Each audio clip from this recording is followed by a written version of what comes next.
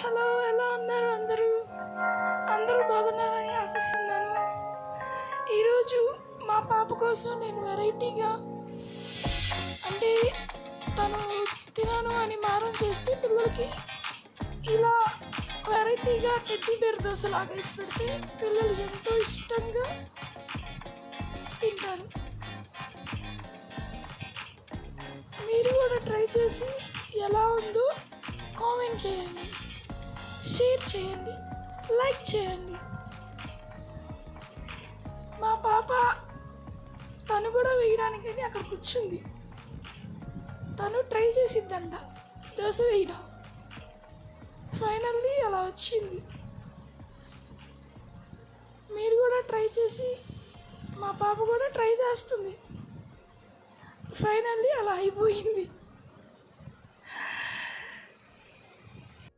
Please subscribe.